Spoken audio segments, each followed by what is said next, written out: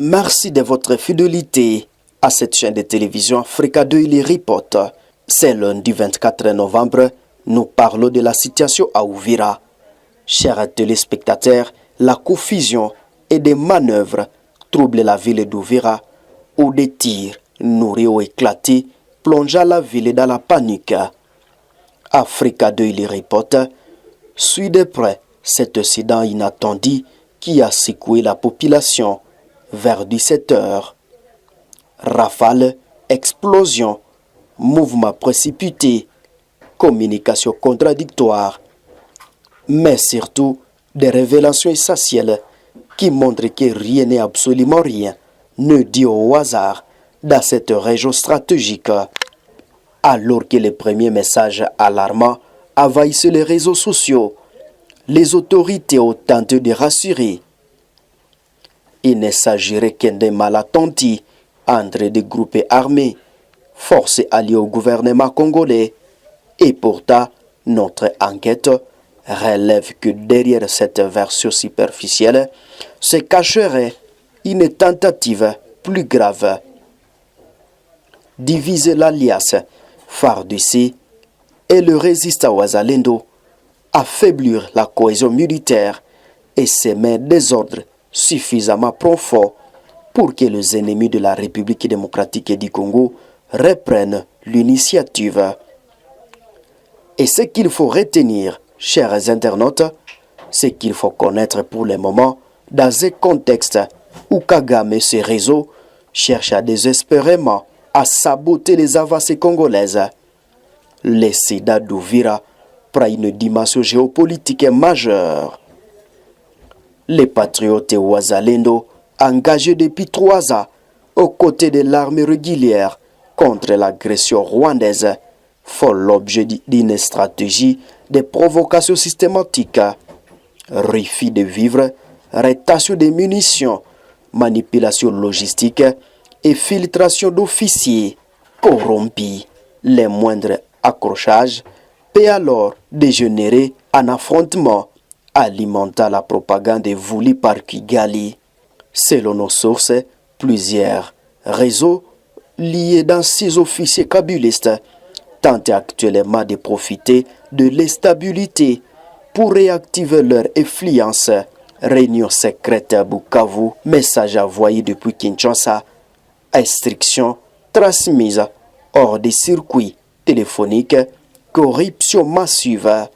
Tout est mis à place pour casser l'élan d'une armée qui s'est réformée, redressée et renforcée grâce à la ferme du président Félix Tshisekedi Tshilombo. Mais ce soir-là, malgré les tentatives de sabotage, les FARDC ont gardé le contrôle, sécurisé la ville, évité l'escalade et rassuré la population. Selon les informations, Washington aurait fixé calendrier de 52 jours pour finir avec la guerre de l'Est. Une décision que Kagame tente de freiner uniquement, de contrer à multiplier des incidents internes au Congo dans l'espoir de décrédibiliser Kinshasa et de torpiller toute l'initiative diplomatique. Nous parlons aussi sur les rôles clés du général Abdallah Nyembo, soupçonné de coordonner des relais dans de nombreux régiments sensibles. Ce réseau, combiné aux ambitions des nostalgiques du régime précédent représenté, est danger réel pour la stabilité de la région. Pourtant, les peuples congolais restent debout, déterminés, lucides. La RDC refuse d'être les joues des complots étrangers et des traîtres internes et continue à défendre sa souveraineté avec courage. L'unité FARDC Wazalendo demeure la clé de la victoire, une analyse incontournable pour comprendre où se joue réellement le futur du Congo. Chers internautes, si c'est la première fois de nous suivre, n'hésitez pas à vous abonner sur cette chaîne de télévision, partagez la vidéo. Le temple de la paroisse catholique Saint-Gustave de Païda en ville de Béni est revêtu de sa nouvelle robe. Ce lieu sacré rénové a été inauguré ce vendredi 21 novembre 2025. La coupure du ruban symbolique a été faite par Monseigneur Melchisedek Sikouli, évêque du diocèse catholique de Butembo-Béni. C'était en présence de plusieurs invités de marque dont le gouverneur militaire du Nord Kivu, le général-major Évariste Somo, le vice-président de l'Assemblée provinciale du Nord Kivu, Pelo Kiakwa, et une représentation des parlementaires nationaux venus de Kinshasa. Après la coupure du ruban symbolique, l'évêque Melchisedek Sikouli a dit une messe de consécration de cette église de Païda et particulièrement de son autel. Dans son homélie, Monseigneur Sikouli a encouragé ses fidèles à être généreux. Occasion pour lui de mener un plaidoyer en faveur du rétablissement de la paix et de la sécurité afin que cessent les massacres que subissent les civils de la part des ADF. S'adressant au public, le gouverneur Évariste Somo a invité ses administrés à ne pas se décourager, mieux à demeurer résilients.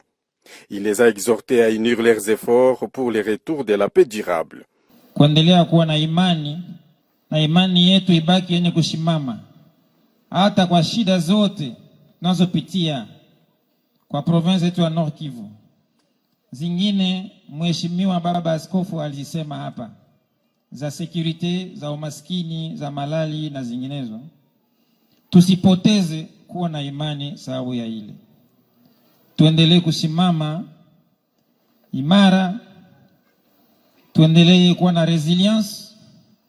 Tujue kama woga kulialia haitatuokoa. Tuendelee kupigana na Mungu atakuwa pamoja nasi. Rappelons que la paroisse Saint-Gustave de Païda est l'une des paroisses les plus anciennes du diocèse de Butembo-Béni. C'est ainsi que nous disons, avec votre présence, que le Seigneur vous bénisse beaucoup, beaucoup, beaucoup, qu'il vous garde encore, qu'il vous donne beaucoup de jours sur cette terre, même à la tête du pays.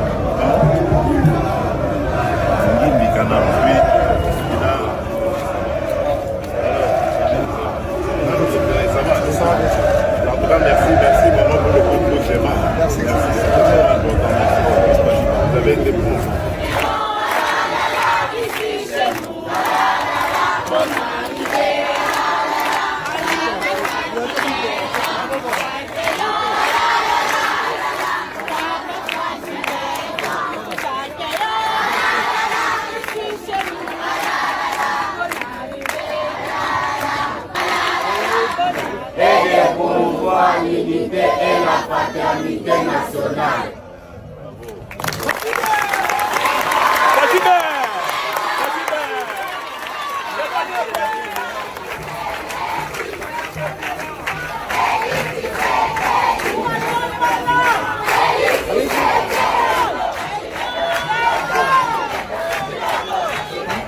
Quand on travaillait de ce côté, les enfants étaient de l'autre côté. Avant les travaux, avant que les travaux ne viennent. Oui, avant. C'était dur, c'est ça que je dis, comment vous viviez là-dedans. Exactement, papa. On avait beaucoup souffert jusqu'à ce que nous sommes parvenus à fabriquer quand même donc les bandes qu'on appelle non, c'était les bancs là, les enfants se mettaient là. Et papa, on a souffert, c'était une école démunie. Et c'est ainsi que nous disons, avec votre présence, que le Seigneur vous bénisse beaucoup, beaucoup, beaucoup, qu'il vous garde encore, qu'il vous donne beaucoup de jours sur cette terre, même à la tête du pays. Alors nous remercions encore très sincèrement le général Kassoum, de Kaboui. Alors il nous a amené 400 bancs. Ok. Et nous avons mis quand même dans toutes les salles des classes. C'est formidable.